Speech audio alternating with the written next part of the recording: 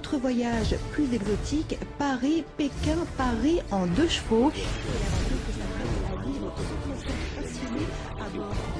76年前，也就是1931年，法国的一个车队 Emprunté l'ancienne route de l'assaut en 2 chevaux, c'est ce qu'ont réalisé une centaine de Français, des passionnés de la voiture mythique. Ils ont parcouru les 15 000 km.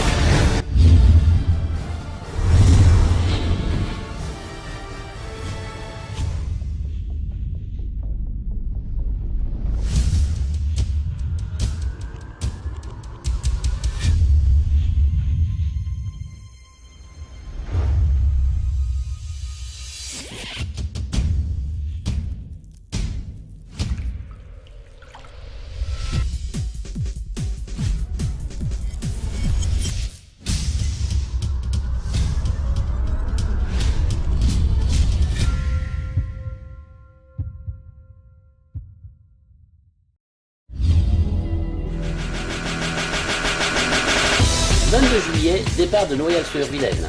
Donc nous passons sur Versailles, de Versailles direction Beaune, Aix-les-Bains, et on arrive directement, après avoir traversé toute l'Italie et ses millions de péages, sur Ancône, où nous prenons le ferry, ce qui nous repose un petit peu, jusqu'en Grèce. Nous traversons la Grèce, c'est la canicule, c'est pas grave, on arrive au Bosphore, Istanbul, là on boit une bière.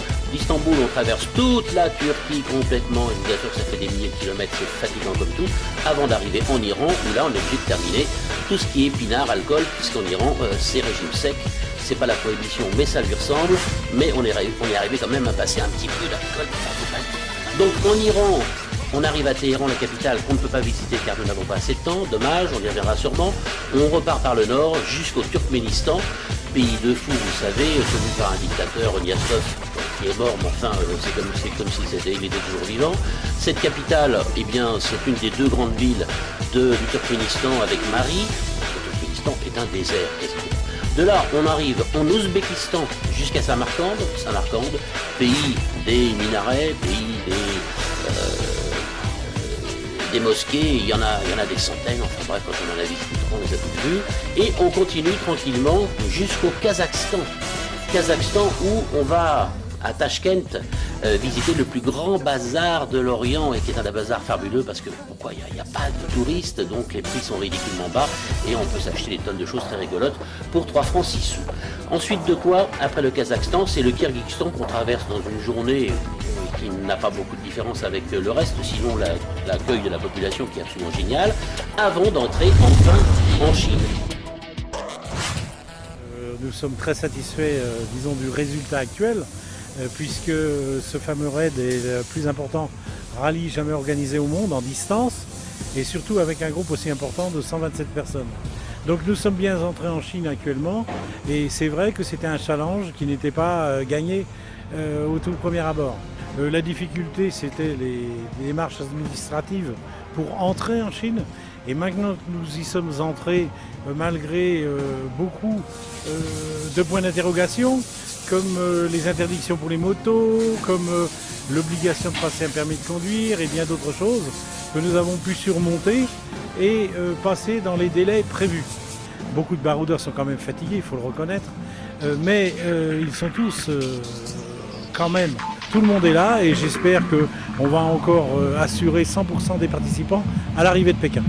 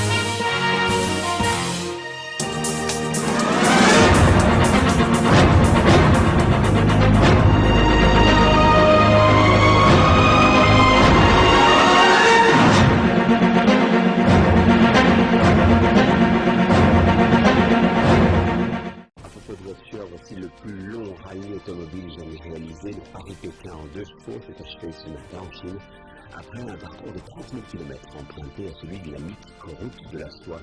Reportage d'Adil Afride et Christelle Jeune.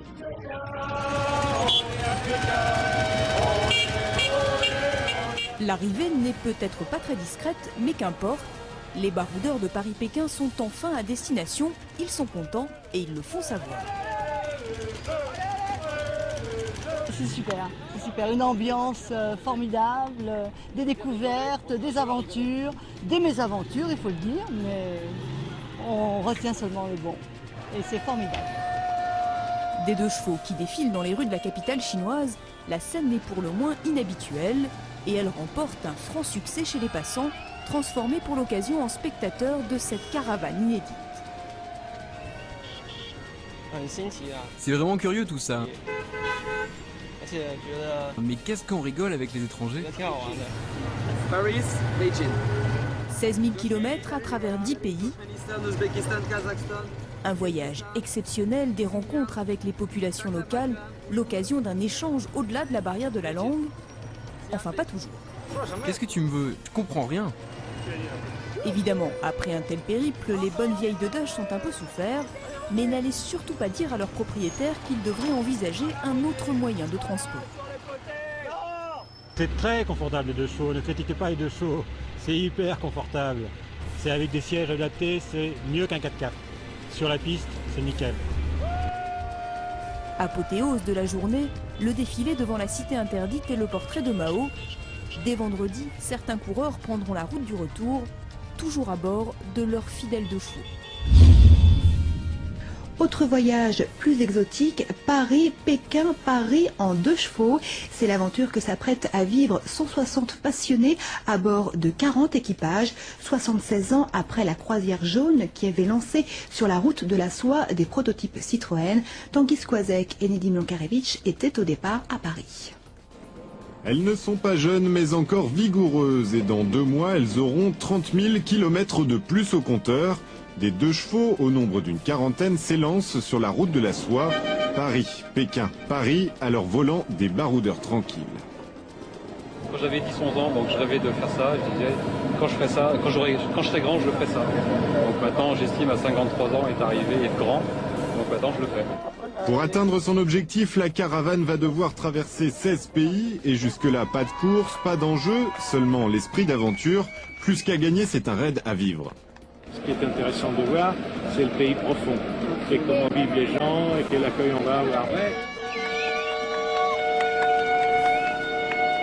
Sur un parcours mythique, on se devait de mettre un véhicule mythique. Ce qui fait la grande différence d'une 2 chevaux, c'est qu'une mécanique se change en 2h30, la carrosserie avant tombe en 10 minutes, et tout cela pour une somme très très modique, dans un confort très acceptable, et avec une suspension qui pardonne beaucoup.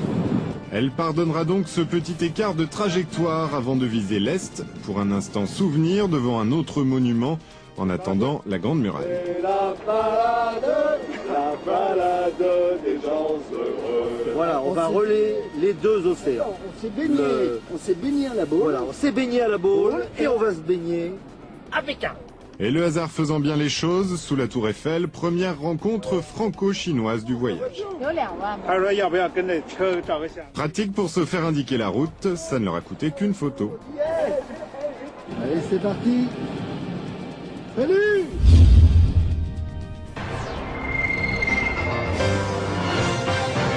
Et puis nous terminons sur un pari tenté par une quarantaine de propriétaires de 2 chevaux. Rejoindre Pékin avec leur voiture. Une réédition en quelque sorte de la fameuse croisière jaune de Citroën, plus de 70 ans après. On termine sur un pari tenté par une quarantaine de propriétaires de 2 chevaux. Rejoindre Pékin avec leur voiture. Une réédition en quelque sorte de la fameuse croisière jaune de Citroën, plus de 70 ans après. Claire Lescinq, David Fossard et Damien Louvet étaient au départ. Ils sont prêts, mais c'était moins une. La 2 chevaux de Renaud et Mike a coupé la ligne de départ samedi dans le petit village breton de Noyal-sur-Vilaine. Direction Pékin. La Dutch numéro 208 part à l'aventure. Ils sont une quarantaine d'équipages à suivre un parcours mythique, celui de la croisière jaune. C'est la route de la soie, c'est un rêve de gamin, c'est vraiment Je crois que c'est une des plus belles aventures pour les passionnés du voyage. Pourtant, les deux aventuriers ont bien failli rater le départ. Et papa-maman sont même venus à la rescousse. Votre carte grise est où? Je sais pas, c'est Mike, t'as récupéré une carte grise? Non. C'est un peu la panique à bord, mais les deux copains gardent le sourire. Par rapport aux autres, on n'est peut-être pas forcément les mieux préparés, c'est clair. Les autres baroudeurs, eux, sont fin prêts. Coffre rangé au millimètre, dernière vérification du niveau d'huile. Les vieux de la vieille ne sont pas à leur première aide et sont bien conscients de ce qui les attend. Une route longue de 15 000 km, 10 pays à traverser et en perspective 5 déserts, d'école à 4000 mètres d'altitude. Le parcours est le même que celui de la croisière jaune, cette épopée automobile mythique organisée en 1931 par André Citroën. Certes, le contexte n'est pas le même, mais organiser un tel périple est toujours aussi compliqué. En allant rapidement, il faut 3 ans. Nous venons de recevoir les visas hier, après 6 mois de demande et de voyage de passeport d'un pays à l'autre. Pas de quoi arrêter nos aventuriers. Rendez-vous le 1er septembre à Pékin. Emprunter l'ancienne route de la soie en 2 chevaux, c'est ce qu'ont réalisé une centaine de Français, des passionnés de la voiture mythique. Ils ont parcouru les 15 000 km qui séparent la France de Pékin en traversant 10 pays dont l'Iran, le Turkménistan ou encore le Kyrgyzstan. Un raid pas comme les autres donc et qui a beaucoup amusé les Chinois. Pascal Golomer, Sylvain Guillaume. La dernière étape a pris l'allure d'un défilé triomphal. Il faut dire qu'il y avait de quoi pavoiser. Pour venir saluer le portrait de Mao sur la place Tiananmen, ces 38 valeureuses 2 chevaux et leur équipage auront dû parcourir 15 000 km, traverser 10 pays en un peu moins de 40 jours. Et c'est quand même quelque chose d'exceptionnel, quoi. Arriver à Pékin avec une 2 chevaux, c'est génial pour quelqu'un qui est passionné de 2 chevaux et de voyage en 2 chevaux, c'est génial. Et quel voyage! Dans un décor grandiose, celui de l'ancienne route de la soie. La Turquie, l'Iran, le Kazakhstan, Samarcande, Kashgar. Ici, pas de chronomètre, ni de classement final. Encore moins de départ sur les chapeaux de roue. Juste une belle aventure. Des images plein la tête. Passe au Kyrgyzstan. Et beaucoup de tampons sur le passeport. Évidemment, la route est aussi semée de quelques embûches. Mais grâce aux mécanos dévoués, tout le monde est arrivé à bon port. La difficulté, c'est surtout pour les voitures, c'est de la mécanique. C'est des 2 chevaux, c'est des vieilles bagnoles, et il fallait que ça aille jusqu'au bout. C'est des mécaniques qui sont fragiles, en même temps, une résistance incroyable. Et voilà, Pékin aujourd'hui. En tout cas, les Chinois, comme tous les badauds croisés depuis le départ, ont été conquis. La 2 chevaux se taille un franc succès. Certains se risquent même à un mini-banc d'essai. C'est tout petit cette voiture, et faire un si long chemin jusqu'en Chine là-dedans, ça doit être très fatigant, surtout par cette chaleur. Mais personne ne résiste au charme d'une balade en vieille Dodoche, et Pékin ne fait pas exception. 76年前，也就是1931年，法国的一个车队组织了名为“黄色大穿越”的汽车长途穿越活动。车队从贝鲁特出发，行程上万公里，用了近1年的时间抵达了中国的北京。为了纪念这一壮举，今年的7月份，法国老爷车协会组织了70辆老爷车重走穿越路。在经历了46天的艰苦行程之后，老爷车团队终于到达了终点居庸关长城。上午10点，当10辆头车缓缓驶入雄伟的居庸关长城时，立刻受到了热烈的欢迎，鲜花美酒洒向天空，为风尘仆仆一路赶来的车手接风。兴奋的法国人站出车棚，向夹道欢迎的人们热情挥手。Exactement, nous avions un challenge à remplir et je pense que le contrat est plein puisque nous avons pour cette occasion 100% des effectifs à l'arrivée et 100% des véhicules, ce qui est notre plus grande satisfaction. 这次中国大穿越于7月14号法国国庆日从巴黎出发，途经意大利、土耳其、伊朗、土库曼斯坦、吉尔吉斯斯坦等国家和地区，然后从新疆进入中国，全程18000公里。70辆老爷车用了46天时间才抵达北京。除了一路的风尘泥土，不少老爷车上都密密麻麻写满了沿途的各种签名，大家的支持和祝福成为车队前进的原动力。Même ce capot, on va après le démonter, on va le mettre quelque part en souvenir. Donc on va pas l'effacer, on mettra un autre capot sur la voiture, on garde celui. 这些老爷车多数是产自上世纪60、70、80年代，与人们概念中的老爷车不同，这些车都很朴实，完全不见高档车的华丽，价格也不贵，都在3到5万元人民币之间。车手也都是来自法律、教育、新闻、工程等各个领域。团员中，一名79岁高龄的老人也自驾跑完全程，丝毫不输给年轻人。Pas mal de personnes de mon âge qui continuaient. Qu'est-ce que vous voulez que je fasse? I was toujours dans la maison, regarder la télévision, ça c'est le mot de la tête. Non, je préfère continuer. 抵达目的地后，团员将在北京游览3天，然后40辆车从天津海运回国，另外30辆车将从蒙古、俄罗斯再次行驶18000公里返回法国。有些团员表示，明年他们还会开车来北京，亲眼目睹奥运盛事。上午10点，当10辆头车缓缓驶入雄伟的居庸关长城时，立刻受到了热烈的欢迎。鲜花美酒洒向天空，为风尘仆仆一路赶来的壮士们接风。兴奋的法国人站出车棚，向夹道欢迎的人们热情挥手。Exactement, nous avons un salon à remplir et je pense que le contrat est plein puisque nous avons pour cette occasion 100% des effectifs à l'arrivée et 100% des véhicules, ce qui est notre plus grande satisfaction. 此次中国大穿越于7月14号法国国庆日从巴黎出发，途经意大利、土耳其、伊朗、土库曼斯坦、吉尔吉斯斯坦等国家和地区，然后从新疆进入中国，全程18000公里。70辆老爷车用了46天时间才抵达北京。除了一路的风尘泥土，不少老爷车上都密密麻麻写满了沿途的各种签名，大家的支持和祝福成为车队前进的原动力。Ce capot, on va après le démonter, on va le mettre quelque part en souvenir. Donc on va pas l'effacer, on mettra un autre capot sur la voiture, on garde celui. 这些老爷车多数是产自上世纪60、70、80年代，基本都是雪铁龙。